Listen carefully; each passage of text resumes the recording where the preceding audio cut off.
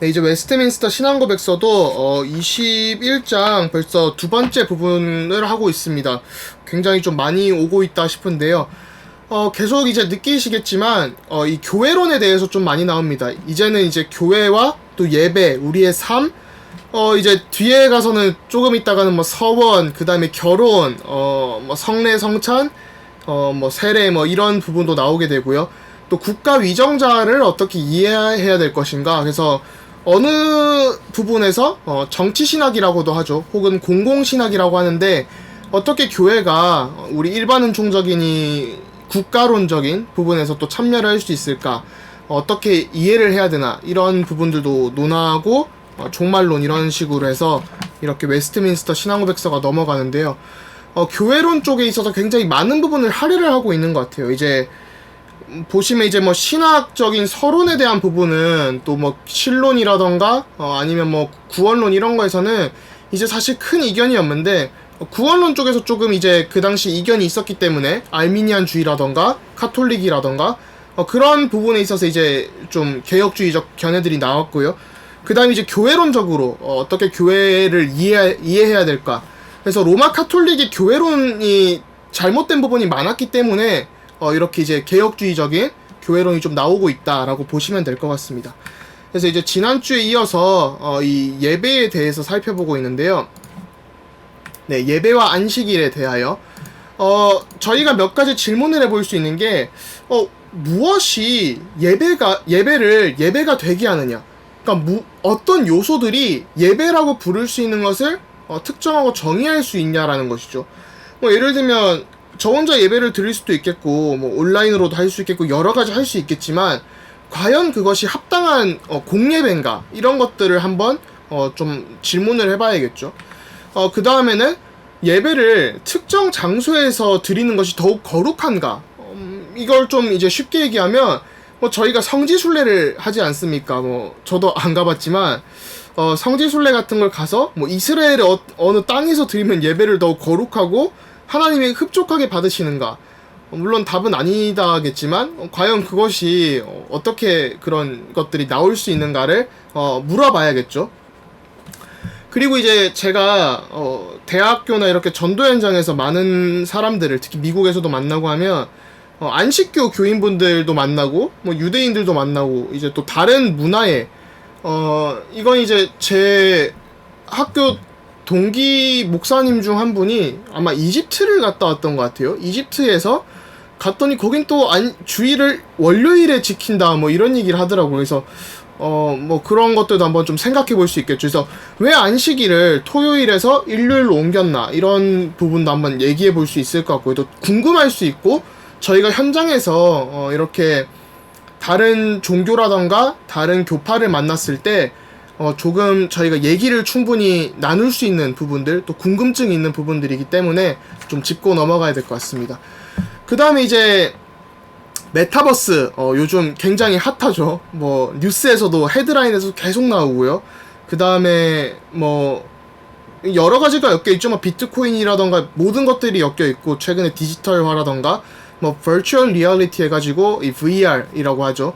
그래서 가상현실, 또 뭐 AR 같은 증강현실 뭐 이런 것들도 논해지고, 또 심지어는 뭐 주식시장까지도 이렇게 메타버스 관련주 해서 막 왔다 갔다 하는 정말이 또 그 서점에 가서도 메타버스라는 책이 굉장히 히트를 치고 있죠.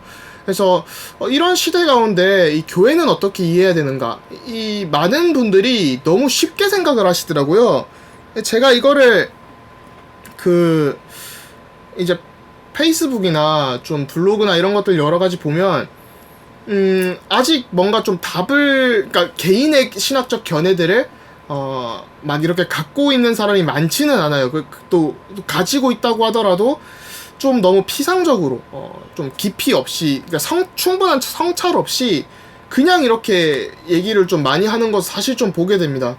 그래서 좀 이런 부분에 있어서 제가 이번 주에도 그런 글들을 여러 개 봤고, 포스트와 댓글로도 보면서 이 부분은 제가 사실 뭐 조금 나오긴 해요. 웨스트민스터 신앙고백서에 우리가 좀 인사이트를 얻을 수 있는 부분은.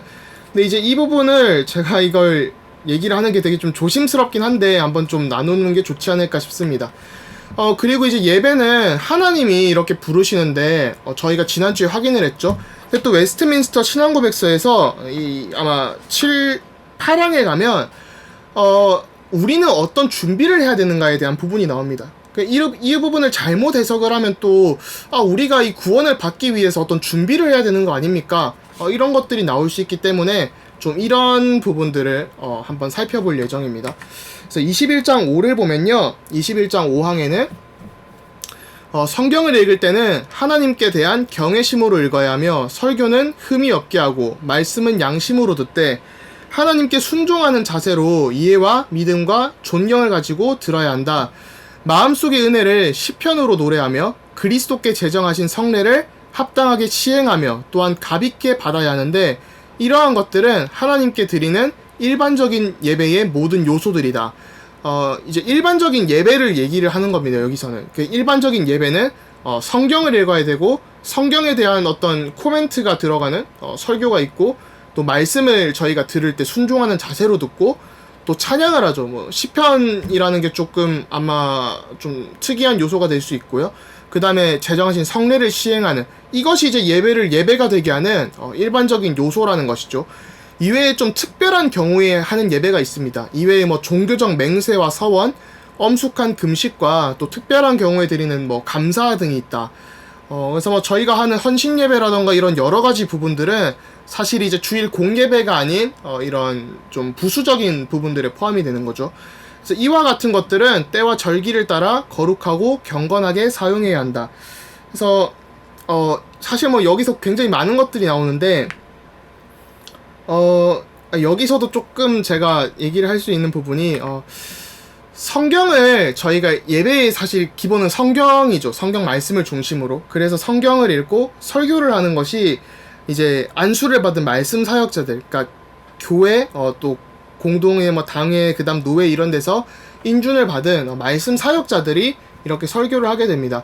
그래서 설교의 본질은 성경의 말씀에 대해서 어떤 주석이 나오고, 그래서 이제 바빙크라는 학자 같은 경우는 그 신학들이 사실은 굉장히 다양하게 나오잖아요. 그래서 누구의 신학 이렇게 저희가 표현을 하곤 하지만, 사실 이제 개혁교회는 개혁주의 신앙고백들을 중심으로 이렇게 하는 공교회적인 특징이 있죠. 그럼에도 불구하고 어떤 이 신학이란 걸 할 때는 그 사람이 느끼는 여러 가지 하나님의 임재에 대한 체험이라던가 경험, 감정 이런 것들이 묵상 속에서 나오면서 특정 신학들이 형성이 되게 됩니다. 그래서 교의학적 방법론에서 그런 것들이 나오게 되는데요. 그래서 이제 저희가 설교를 들을 때도 어떤 신학을 중심으로, 중심 사상을 중심으로 우리의 현장과 우리의 삶과 또 목사님을 중심으로 그 공동체에, 교회 공동체에 주시는 하나님의 말씀이 있죠. 그래서 사실은 저희가 다른 어떤 교회의 말씀을 듣는 것도 중요하지만, 저희가 출석하는 교회의 말씀을 붙잡고 따라가는, 그래서 강단 말씀을 붙잡고 따라가는 것이 가장 중요합니다. 그러다 보니까 이게 언택트 시대에 저희 그런 어떤 교회랑은 떠나서, 그러니까 안나가 성도들, 가나안 성도라고 하죠. 가나안 교회라고도 하고, 가나안이라는 게 광야 뭐 이런 얘기를 하시기도 하지만, 가나안을 그 안 나가를 거꾸로 해서, 또 가나안을 거꾸로 해서 교회 안 나간다, 안 나가고 나는 그냥 인터넷으로만 이렇게 예배 드리고 하는 교회들이 있고, 한국에도 보니까 이제 뭐 벙커 교회인가 그런 식으로 해가지고 이제 그냥 카페에서 모여서 평신도들이 이렇게 말씀을 나누고 그냥 느낀 걸 체험하고 간증하고 그런 것들이 예배로 취급을 하던데, 사실 그것은 올바른 예배는 아닙니다. 그래서 예배를 드리는 자세는 저희가 하나님을 경외하고 순종하고 또 믿음과 존경이 있어야 되죠. 그래서 교회가 타락했다 할지라도 그 가운데 아무리 어떤 문제가 있어도, 제가 오늘도 좀 든 생각이 말씀이 가장 중요하거든요. 그러니까 초대교회에서도 뭐 이제 교부 시절에, 어거스틴 시절에도 뭐 도나투스파 논쟁 이런 것들이 있었는데, 이제 막 교회가 윤리적으로나 도덕적으로나 또 국가의 핍박에 앞서서도 정결해야 되지 않냐, 정결하지 못한 너네들은 다 올바른 기독교인이 아니다, 이런 논쟁들이 있었거든요. 근데 거기에 대해서 이제 올바른 논쟁이 나왔던 부분이, 그렇다 할지라도 사실은 우리가 말씀이 중요한 것이다. 그래서 말씀을 전하는 사람이 중요한, 그 말씀이 중요한 것이지, 전하는 사람이 뭐 예를 들면 좀 못생겼다, 자기 마음에 안 든다 이래가지고 저희가 오늘 교회 가기 싫다, 예배 가기 싫다, 이게 아니잖아요. 그래서 우편이 이렇게 오는데 우편 내용물이 중요하지, 뭐 우편을 호랑이가 오든 토끼가 오든 뭐 오토바이를 타고 오든 뭐 이런 것들이 전혀 중요한 게 아닌데, 저희가 좀 그런 신앙생활을 하고 있지 않나. 물론 이제 목회자들도 올바르게 이렇게 하는 걸 본을 보여야 되지만, 좀 근본적으로는 그런 얘기들을 해야 될 것 같고요. 그래서 이제 그런 좀 너무 우리의 어떤 감정이나 이런 것들이 너무 중심이 된 신앙생활들이 좀 많아지는 것 같습니다.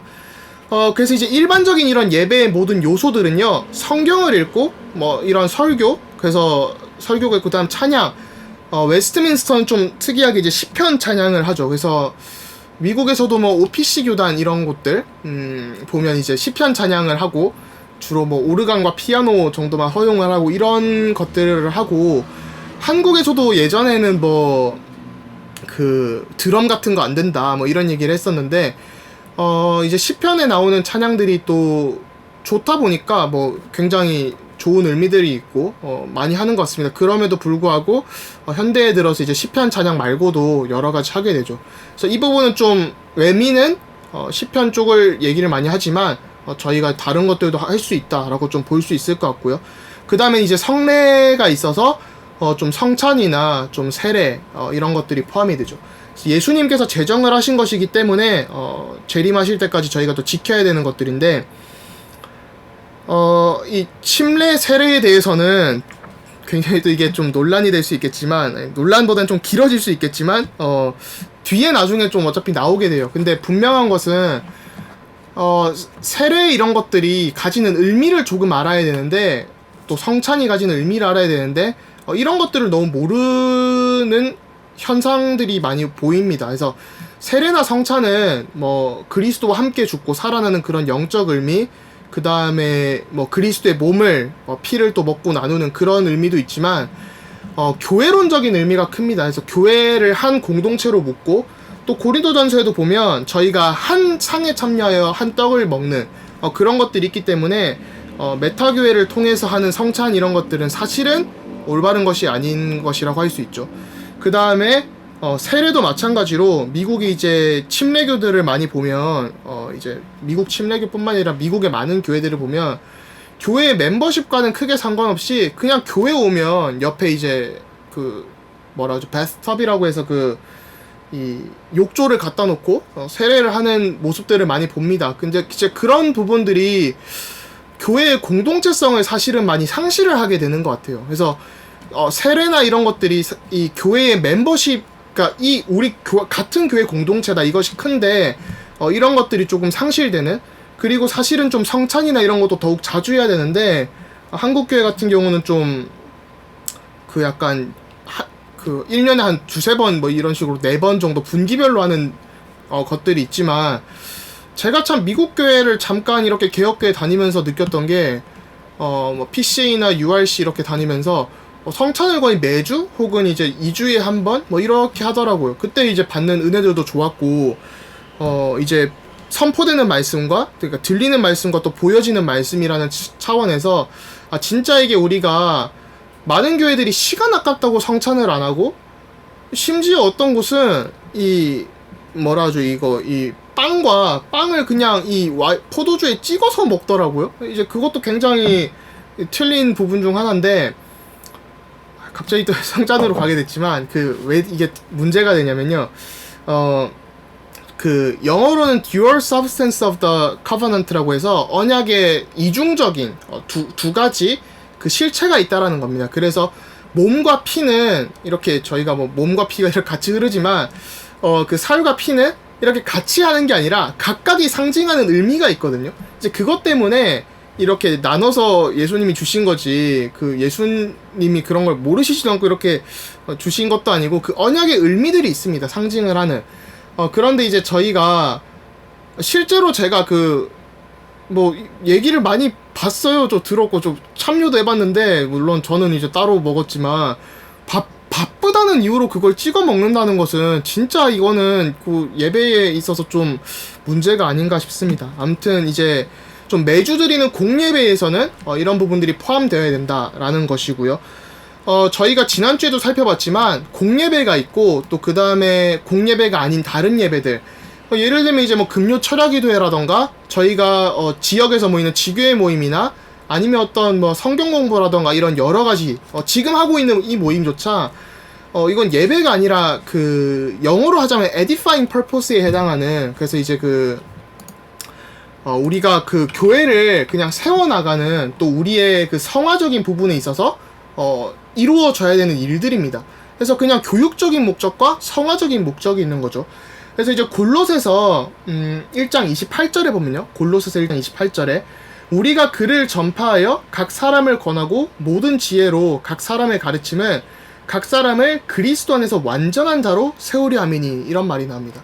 그래서 저희가 이 땅에서 완전하다는 그 완전한 성화에 우리가 갈 수 없는 것은 알지만, 그럼에도 불구하고 교회의 많은 모임들은 이렇게 그리스도 안에서 완전한 자로 세워지기 위해 어떻게 우리가 뭐 에디파잉이라고 하면 어떤 우리가 편집되고 좀 어떻게 발전이 되어지고 더 좋은 방향으로 나아가기 위한 그런 교육적인 목적들이 있는 것이죠.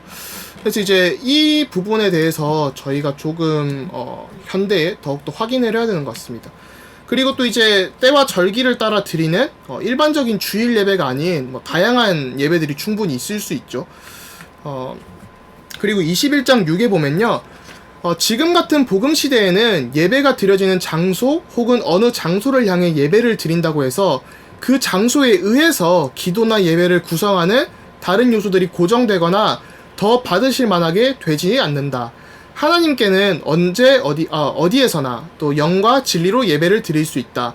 각 가정에서 매일 드릴 수 있으며 은밀한 곳에서 혼자 드릴 수도 있고 또 공적인 집회에서 더 엄숙하게 드릴 수도 있다. 하나님께서 자신의 말씀이나 섭리에 의해 때를 따라 요구하시는 공적 집회는 경솔하게 혹은 고의적으로 소홀히 하거나 저버려서는 안 된다. 이렇게 나오죠. 그래서 이 부분도 조금 코멘트가 필요한 부분이, 일단 뭐 이 예배가 드려지는 장소 이런 것들은 저희가 뭐 이슬람 분들이 메카에 가서 예배를 드리는 부분을 통해서도 알 수 있듯이, 저희가 어떤 뭐 이스라엘에 간다고 해서 하나님께서 그 장소에 의해서 그 기도나 예배를 구성하는 것들이 고정이 되거나 하나님이 더욱더 흠모하시는 예배가 아니라는 것이죠. 근데 이제 아까 이런 공예배적인 부분들을 얘기했는데, 지금 여기에 나오는 이런 하나님께는 언제 어디에서나 또 영과 진리로 예배드릴 수 있다. 각 가정에서 이런 부분이 나오는데, 이제 공예배 같은 경우는 이 말씀 사역자가 굉장히 중요합니다. 그래서 말씀 사역자가 인도를 해야 되고 또 교회 장로가 있어야 되고 듣는 청중들이 있어야 되죠. 그것이 이제 신약에서 나오는 그런 예배들인데, 저희가 주기도문에도 보면 우리에게 일용할 양식을 주시고 이런 것에서도 볼 수 있듯이 저희가 이런 각 가정에서도 그냥 가정 예배 이런 것들은 드릴 수 있는 거예요. 그래서 이제 그런 하나님께서 우리가 각 사람을 제자로 부르시고 또 말씀을 대연하게 하셨기 때문에 충분히 저희가 예배를 드리고 할 수 있는 것이죠. 근데 이제 그게 뭐 공예배가 된다 이런 것은 아니라 그런 좀 아까 말씀드렸던 어떤 우리를 성악해 하고 또 교육해 하는 그런 목적들과 원리에 의해서 되는 것이지, 좀 그런 구분들이 분명하게 돼야 됩니다.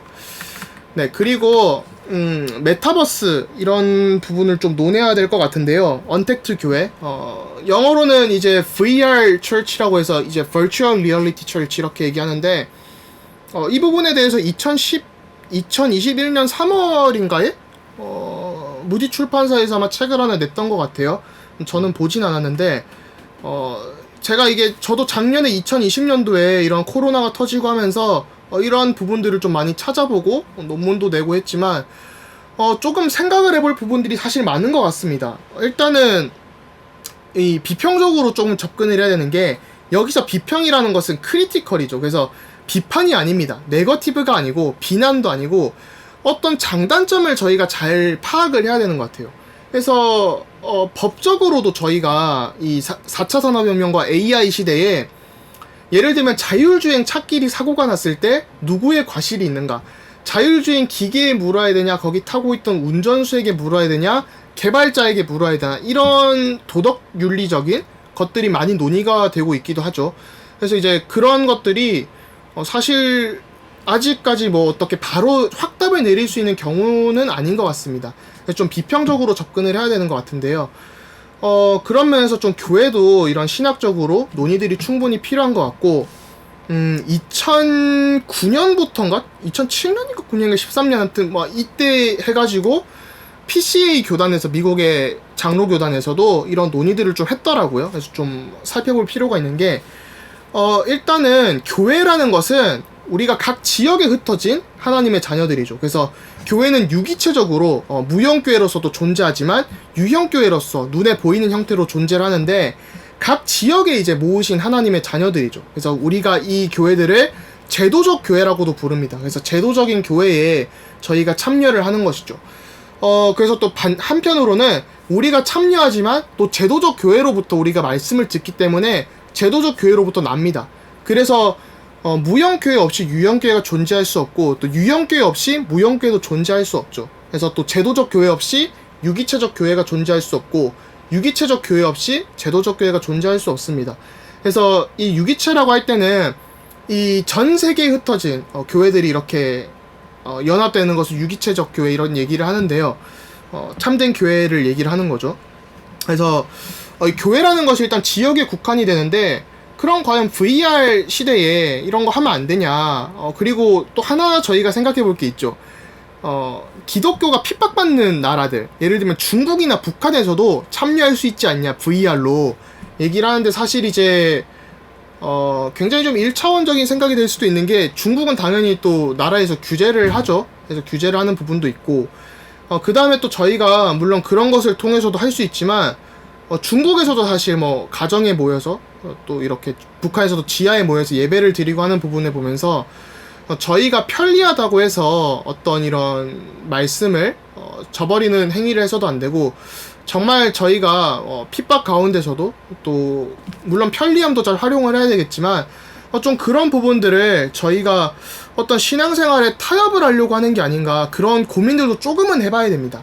그래서 이런 부분들이 일단은 지역교회로 참여할 수 있으면 지역교회로 참여할 수 있는 것이 가장 좋은 방법이죠. 부득불한 경우에만 조금 할 수 있지 않나 싶습니다. 그 다음에 이제 예배, 아까 공예배의 요소를 보면 말씀 사역자와, 그러니까 목사님과 장로님과 청중들이 이렇게 있어야 되는데, 그게 이제 예배를 또 공예배적인 요소가 되는 거죠.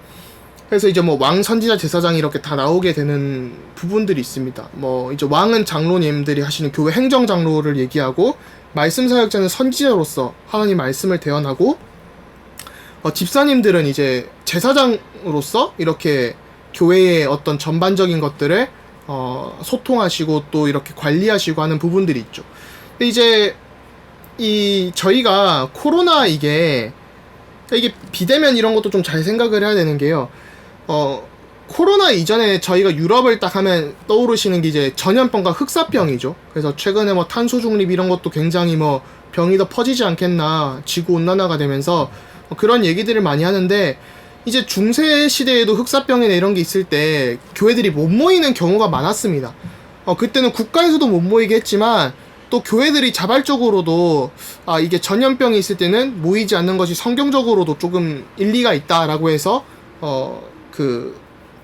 실제로 성경에서도 전염병이 있을 때는 격리하고 이런 것들이 나오게 되죠. 그래서 이제 17, 18세기 또 16, 17, 18세기에 교회들이 이렇게 몇 주씩 몇 달씩 못 모일 때는 그 사람들이 더욱더 예배를 갈망을 했지, 이제 공예배라고 인정을 안 했던 거죠. 자기들은 집에서 드리고 하는 것은.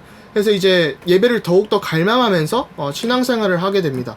좀 그런 자료들도 있고요. 그래서 좀 그런 부분들이 저희에게 좀 중요하지 않나 싶고, 또 세례와 성찬을 이게 VR 가상현실로 할 수 있냐, 이 부분도 좀 논의가 필요한 게, 사실 이 메타버스라는 산업 자체도 현재 뭐 게임 업계에서나 여러 가지 볼 때 좀 유행처럼 지나갈 수도 있다라는 추측들도 조금 나오고는 있더라고요. 그래서 뭐 싸이월드라던가 이미 어느 정도의 그런 것들은 경험을 하셨죠. 물론 VR은 더 가속화될 거라고 생각을 하지만, 게임 아바타로 예수님 아바타 만들어가지고 뭐 예배를 드리고 하기도 하던데, 일단 개혁교회적 측면에서는 하나님의 형상을 그었던 것으로 만드는 것은 이제 이 우상 숭배에 해당을 하겠죠. 그래서 좀 올바른 예배가 아니다 이렇게 판단을 하고요. 세례라는 것도 이런 육신적인 이런 뭐 침례라던가 그런 것들이 있고, 또 교회의 그런 공적인 요소들도 있고, 그 다음에 성찬도 이렇게 한 테이블에 모여서 먹는 것이기 때문에 세례와 성찬을 이렇게 가상으로 하는 것은 사실은 그리 옳은 것 같지는 않습니다. 이 부분에 있어서 많은 논의들이 오고 가 있고 있는데, 옥스퍼드 대학에 있는 침례교 신학자 한 분은 이제 제 기억에 어떤 것은 되고 어떤 것은 안 된다고 했는데 침례는 되고 성찬은 안 된다고 했던 거, 성찬은 되고 침례는 안 된다고 아무튼 이런 논의들이 굉장히 좀 많아요. 그래서 개혁주의적 관점에서 봤을 때는 둘 다 안 하는 게 맞다라고 얘기를 합니다. 그래서 언택트 교회라던가 VR 교회라던가 메타버스 교회나 이런 것들은 어떤 공적인 교회로 인정받기는 어렵고, 그냥 그 edifying purpose에 해당하는, 그러니까 이게 뭐 성경 공부나 그런 것들을 위한 것이지 이것 자체가 교회로 인정받기에는 굉장히 조금 어려운 부분들이 있지 않나 싶습니다. 성경적으로나 또 시대적으로나 교회론의 본질적으로나요. 그래서 어쩔 수 없는 경우에, 진짜 불가피한 경우에 저희가 뭐 어디를 갔는데 교회가 없어요.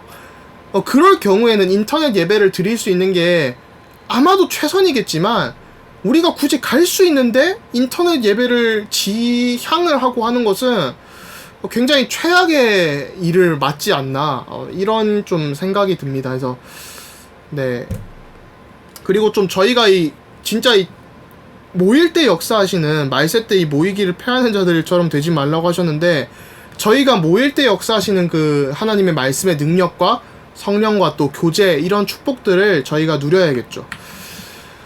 그리고 20장 7에 보니까요, 하나님께 예배드리기 위해 일반적으로 일정한 시간을 구별해 두는 것은 자연의 법칙이다. 그렇기 때문에 하나님께서는 자신의 말씀을 통해 모든 시대의 모든 사람들이 의무적으로 지켜야 하는 적극적이고 도덕적이고 항구적인 계명을 주셔서 7일 중에 하루를 특별히 안식일로 정해 거룩하게 지켜 하나님께 드리게 하셨다.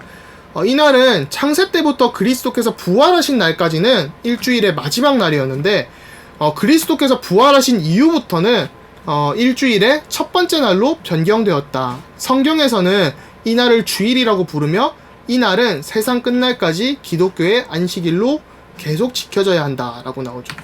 그래서 이 부분도 조금 좀 살펴볼 필요가 있는 것 같아요. 제가 서론에서도 얘기했던 부분이지만요. 일단 예배의 시간을 정하는 일, 자연의 법칙이죠. 그러니까 이게 뭐 일단은 안식일을 얘기하고 있지만, 뭐 안식일을 이제 자연의 법칙 해서 이제 좀 뒤에 이렇게 나오게 되는데요. 이건 이제 우리의 노동이나 이런 삶의 밸런스, 워라밸이라고 하죠. work and life balance 해서 그 일과 삶의 이런 균형적인 측면에서도 안식일의 원리에서도 나오지만, 또 그 다음에 이 아무런 시간에, 예를 들면 이제 주일에 어떤 교회는 10시 반에 예배를 드리고 어떤 교회는 9시, 어떤 교회는 뭐 오후 2시 뭐 이렇게 예배를 드리잖아요. 이런 것을 정하는 것은 사실 뭐 저희가 전에도 살펴봤지만 아디아포라적인 측면이 있기 때문에 사실 뭐 언제 해도 되고 뭐 안 해도 되고, 이런 어떤 뭐 그 도그마, 어떤 교리, 굉장히 그 정형화된, 그러니까 그 확실히 어떻게 해야 된다는 그런 건 없습니다. 그래서 어떤 시간에서든지 교회에 따라서 뭐 10시에 드릴 수도 있고 11시에 드릴 수도 있고 충분히 교회가 정할 수 있는 것이죠. 근데 이제 이 자연의 법칙을 따른다는 말이 안식일의 기준을 저희가 이 그리스도의 부활 이전과 이후로 나누는 걸 볼 수 있습니다. 그래서 그리스도의 부활 이전에는 일주일의 마지막 날을 안식일로 보냈고, 그리스도의 부활 이후에는 일주일의 첫날을, 이제 안식 후 첫날을 주일로 보내게 되죠. 그래서 이걸 좀 살펴보면 요한복음 20장 19절에 이런 말씀이 나옵니다. 이날 곧 안식 후 첫날 저녁 때에 제자들이 유대인들을 두려워하여 모인 곳에 문들을 닫았더니 예수께서 오사 가운데 서서 이르시되 너희에게 평강이 있을지어다, 이렇게 나오는데요.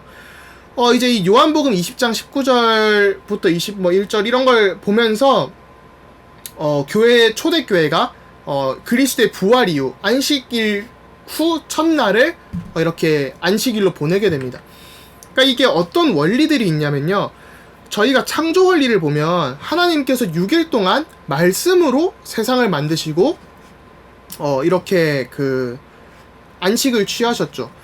그래서 이 원리에서 볼 수 있는 게 저희가 안식일에 쉬지 못하면, 그러니까 일을 하고 쉬지 못하면 죽게 되는 그런 원리가 있습니다. 그래서 출애굽기 31장 17절에 하나님이 보여주신 그런 쉼의 원리가 있고요. 또 로마서 6장 23절에 보니까 죄의 삭스는 사망이라는 것이죠. 그래서 저희가 6일 동안 열심히 일하면서 또 죄를 짓고 할 때 쉬지 못하면, 하나님이 주시는 참된 평안을 얻지 못하면 그 삭스는 사망일 수밖에 없습니다.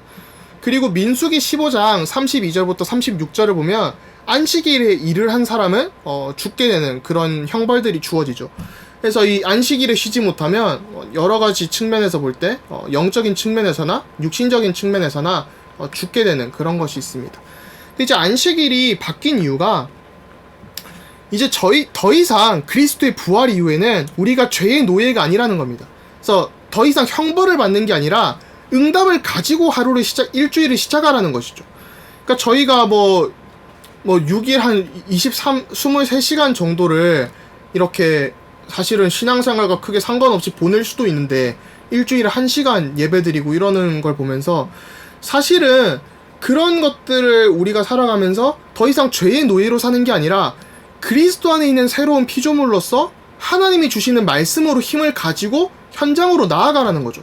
그래서 이제는 막 일주일 동안 힘들다 해서 돌아와가지고 하나님 힘주세요 이렇게 치여 사는 게 아니라 말씀을 가지고 내가 그 말씀을 가지고 전달해서 살려야 되는 하나님의 말씀이 성취가 되어지는 응답의 현장으로 나아가라는 것이죠.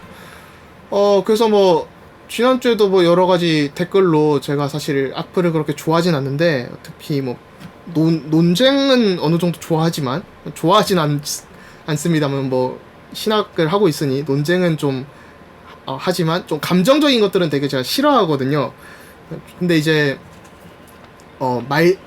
기독교의 참된 능력은 성령의 능력이나 이런 것들은 예언이나 방언에서 나오는 것이 아니라 하나님이 우리에게 말씀으로 이 세상을 창조하시고 말씀이 성육신에서 이 땅에 오시고 그 로고스, 이성이라고 하죠. 그 말씀, 그 은혜가 진짜 이 세상에 우리가 이해할 수 없는 그 신비로, 그러니까 하나님이 이 세상에 말씀으로 오셨다는 게, 성육신으로 오셨다는 게 그 자체가 가장 신비하고 고상한 것이거든요. 그래서 사도 바울도 이제 그리스도 이외에는 더욱 다른 것을 알기를 원치 않노라 이렇게 말한 것이, 뭐 바울도 어떤 신비적인 체험도 하고 했지만 진짜 우리가 알 것은 그리스도밖에 없는 것이죠. 그래서 정말 이 그리스도를 안다는 것이 진짜 이 죄인된 내가 말씀을 통해서 살아나고 힘을 얻고, 말씀을 통해서 내가 만나는 사람이 살아나고 진짜 그 사람이 복음 아니면 답이 없구나 이게 체험되어지고 그리스도께 나아오고, 여기서 정말 이 기쁨이 있고 이게 너무 사실 감사한 일이잖아요. 그래서 주일에 이런 응답들을 미리 받고 미리 본 자로서 이제 현장에 가서 우리 삶에서 하나님이 주시는 사람들을 만나고 또 일을 하라는 것이죠. 그래서 이제 이 부분이 굉장히 큰 것 같습니다. 그래가지고요, 뭐 이제 다른 안식교나 이런 분들을 만날 때 충분히 이런 얘기들을 좀 할 수 있겠죠. 그래서 우리 교회는, 개신교는 좀 이렇게 본다. 그래서 장로교는 이런 이유 때문에 안식구 첫날 이게 우리가 그냥 예배를 드리는 게 아니라 그리스도의 죽으심과 부활하심을 묵상하고 신앙생활의 그 부분을 가지고 보는 것이다 얘기를 할 수 있겠고요. 뭐 이집트 같은 데서 월요일에 쉰다고 하는데 그게 또 국가론적으로 그렇게 뭐 제정이 되면 충분히 또 그렇게 할 수 있지 않을까라는 생각이 듭니다. 그래서 아마 이스라엘도 뭐 토요일에 쉬고 했던 걸로 제가 기억을 하는데, 알고 있는데 또 뭐 충분히 그렇게 할 수 있겠죠. 그래서 뭐 이거 못한다고 뭐 갑자기 뭐 죽음이 임하고 이런 건 아니니까요. 나라마다도 다르게 적용될 수 있지 않을까라는 생각이 듭니다. 그리고 21장 8에 보니까요. 그러므로 이 안식일은 주님 앞에 거룩히 지켜야 한다. 이날 성도들은 자신의 마음을 합당하게 준비하고 자신들의 일상의 일들을 미리 정리하여 자신의 일과 말 그리고 세상의 직업이나 오락에 대한 생각을 떠나 온종일 거룩하게 안식해야 한다. 뿐만 아니라 모든 시간을 하나님께 경배하기 위한 공적, 사적 예배를 위해 쓰며 의무적으로 필요한 일과 자비를 베푸는 일에 써야 한다. 그래서 여기서도 보면 뭐 공적, 사적 예배 이런 것들이 뭐 공예배와 또 사적으로 드릴 수 있는 다양한 부분들을 포함을 하겠죠. 그래서 이런 부분들을 좀 알고 계시면 좋을 것 같고요. 지난주에 이제 예배는 하나님이 우리를 부르시는 것이다 이렇게 살펴봤었는데, 우리도 또 마찬가지로 하나님께 정결하게 나아가야 되는 부분이 있죠. 그래서 뭐 준비 찬양 이런 얘기가 아니라 우리가 어떤 마음이나 자세를 주일 전에 좀 이렇게 점검을 해야 되는 것 같습니다. 그래서 교회에 가면 뭐 당연하게 진짜 이렇게 기도도 하고 진짜 우리의 마음을 또 하나님께 집중할 수 있는 그런 상태가 돼야 되는 것 같고요. 주일 전에 뭐 예배 때 영향이 갈 만한 것들은 좀 피해야 되는 것 같습니다. 예를 들면 이제 토요일 밤에 뭐 금요일부터 불금이다 해가지고 토요일 밤에 열심히 술을 좀 많이 과음을 했어요. 그러면 당연히 다음날 숙제 때문에 예배를 참석하시기 힘드시다. 아니면 또 여기 일상의 일들을 미리 정리하라고 하는데, 그러니까 우리가 어떻게 마음을 준비할까 이 부분이 나오는 거죠. 그래서 저 같은 경우는 제가 주일에 교회를 미국에서 다닐 때 좀 멀리 갈 때는 이제 1시간 반, 2시간을 이렇게 가야 될 때가 있었거든요.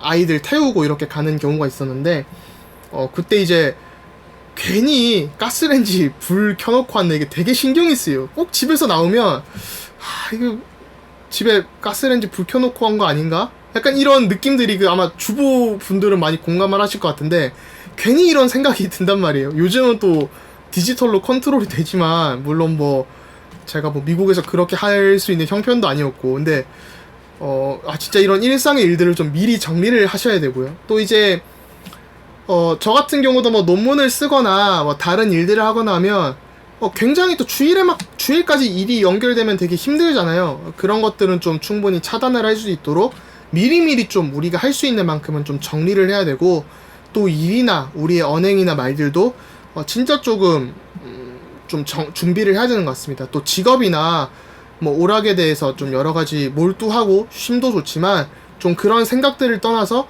온전히 하나님께만 집중할 수 있는 그런 영적인 상태로 준비할 수 있도록 좀 해야 되는 것 같습니다. 그래서 이것이 이렇게 준비하고 안 한다고 해서 하나님께서 우리를 안 받으시거나 우리를 안 부르시거나 또 구원을 못 받았다 이런 것이 아니라요.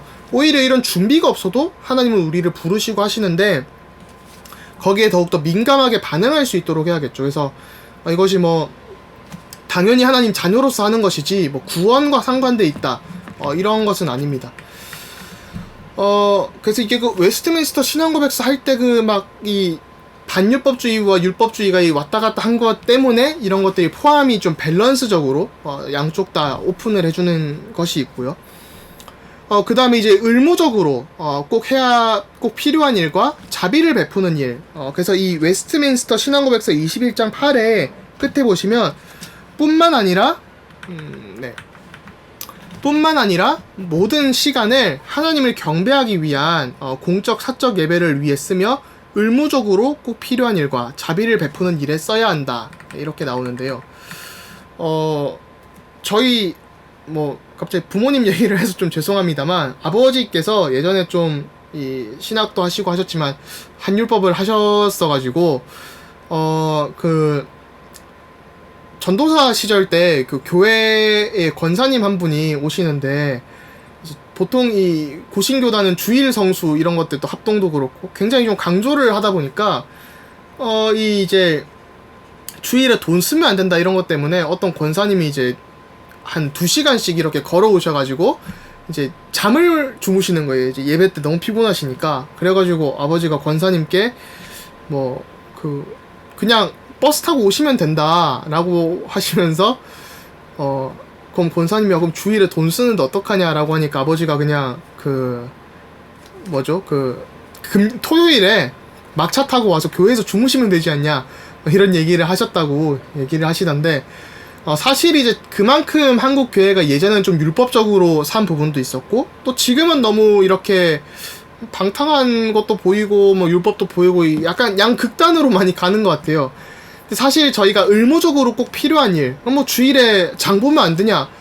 아니 뭐 미리 봐두면 좋겠지만 또 장도 충분히 볼 수 있는 것이죠. 그리고 또 뭐 스타벅스 가서 커피도 한잔 할 수 있는 것이고, 또 자비를 베푸는 일, 또 의무적으로 이런 생필품에 관한 것들이나, 예를 들면 이제 주일에 전도하러 가야 되는데 어떤 뭐 교회에서 전도할 일이 생겼어요. 노방전도도 할 일이 생기고, 아 근데 이 안식해야 된다고 그런 거 안 해야 된다, 그거는 아니지 않습니까? 그래서 예수님께서도 보여주셨듯이 안식일의 주인 되신 그리스도, 진짜 이 부분을 묵상하시면서 막 예수님이 안식일에 일을 하니까 뭐 유대인들이 막 손가락질 할 때 안식일 그런 의미들을 되살려 주셨는데, 그런 걸 보면서 진짜 생활에 필요한 일과 또 예배와 하나님의 영광을 위한 그런 자비를 베푸는 일들은 충분히 하실 수 있다 라고 얘기를 할 수 있을 것 같습니다. 그래도 주일에는 최대한 하나님께 집중을 하면서 예배를 통해 힘을 얻어야 되는 것이죠.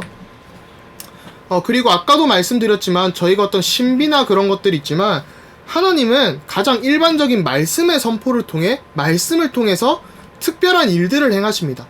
그래서 우리의 어떤 특별한 신비적인 것들을 저희가 바라보는데, 사실은 우리가 가장 쉽게 듣는 말씀을 통해서, 또 세례와 성찬을 통해서 특별한 일들을 역사하시는 거죠. 이 부분에 대해서는 마이클 호튼이라는 신학자가 오디너리라는 책을 냈어요. 오디너리. 이 책을 보시면 굉장히 좀 도움이 되실 것 같습니다. 그래서 뭐 호튼 교수님 책은 좀 사서 보시면 좋지 않나 싶습니다. 네, 그래서 이제 좀 오늘 좀 길어졌는데요. 요약과 적용을 보자면요. 예배를 드리는 우리의 자세와 마음을 당연히 점검을 해야겠죠. 좀 이렇게 주일에 예배에 나아가면서. 근데 이제 그리스도께서 이루신 일을 기준으로, 그리스도께서 죽으시고 부활하시고 그 이루신 일을 기준으로 저희가 안식일이 이렇게 나눠지게 됩니다. 그래서 안식일이 정말 우리에게 이제 새로운 쉼이 되고 새로운 시작이 되는 것이죠. 그래서 말씀을 가지고 현장으로 나아가는 그런 파송의 응답, 선교사적인 응답을 저희가 받게 되고 누릴 수 있게 되었습니다. 그리고 주일에는 충분한 삶의 휴식과 영적인 안식들을 좀 가져야 될 필요가 있습니다. 네, 그래서 이런 부분들을 좀 묵상을 하시고 또 알아두시면서 내일 또 주일인데 좀 그런 응답들을 누려가시면 좋지 않을까 싶습니다. 네, 감사합니다.